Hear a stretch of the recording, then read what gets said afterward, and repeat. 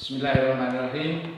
Assalamualaikum warahmatullahi wabarakatuh. Apa ada sifat selain dominan?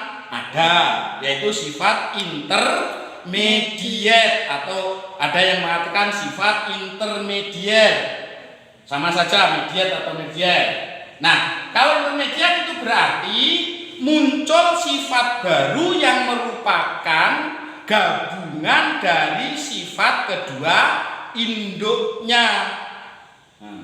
Di sini bukan lagi andai kata kita buat lagi bahas soalnya ya seperti ini, tinggal apabila F1 bersifat intermediate, itu aja. Intermediate. Yes. Ini contoh yang sifat intermediate ya. Ini sifat intermediate. Maka sama perintahnya, kalau di buku paket nggak begitu.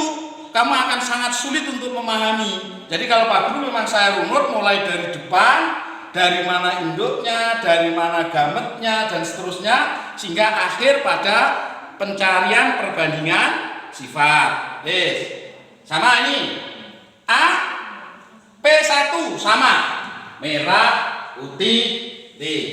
Nah, hanya saja karena ini terjadi sifat intermediate, kalau M besar warnanya merah, sedangkan M kecil putih, ketika warna merah dengan putih muncul bareng, kalian bayangkan kalau kamu mengaduk cat atau pewarna, warna merah dengan warna putih diublek jadi satu, aduk jadi satu, maka akan muncul warna baru yang berupa pink atau merah muda.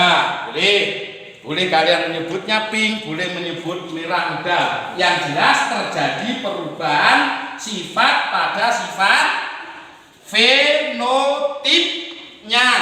Nah, ini menjadi pink, ini menjadi pink, ini pink, ini pink. Menghasilkan 4 keturunan dengan warna yang sama. Terus kalau sudah ketemu F1 cari P2 sama. P2 diperoleh dari F1 disilangkan dengan F1 ini. Nah, gamet sama. Nah, setelah itu disilangkan di sini. Mungkin, bukan mungkin, pasti sifat genotipnya sama, tapi untuk sifat fenotipnya menjadi berubah. Ini sama dengan ini. Kalau M besar itu fenotipnya adalah merah, ketika ditemukan M besar M kecil menjadi pink. Ini juga menjadi pink. Nah, ini tetap putih. Sama kan? Nah, perhatikan. Kemudian untuk perbandingan sifat, untuk genotipnya sama ketika intermediate dengan dominan. Kita cari di sana M besar 1, M besar M kecil jumlahnya 2, M kecil 1. Kemudian fenotipnya yang menjadi berubah. Di sini ada sifat baru yaitu merah dibanding pink dibanding putih. Kita cari di sana merah jumlahnya 1, untuk pink jumlahnya 2, untuk putih jumlahnya 1. Jadi terjadi perbedaan pada perbandingan sifat. Ini sudah merupakan suatu kesepakatan, suatu teori yang dimunculkan oleh Mendel itu. Jadi akan menghasilkan sifat baru yang seperti ini, sehingga anak-anak tinggal nanti lihat soalnya saja. Jadi ketika tidak ada kata-kata intermediate di dalam soal, itu dipastikan adanya sifat dominan. Jadi kalau Pak Guru tadi membuat soal sifat dominan itu lebih memperjelas saja. Jadi kalau sifat itu nanti yang diminta intermediate, di dalam soalnya pasti disebutkan kata intermediate. Itu anak-anak untuk persilangan dengan monohibrida atau sifat beda.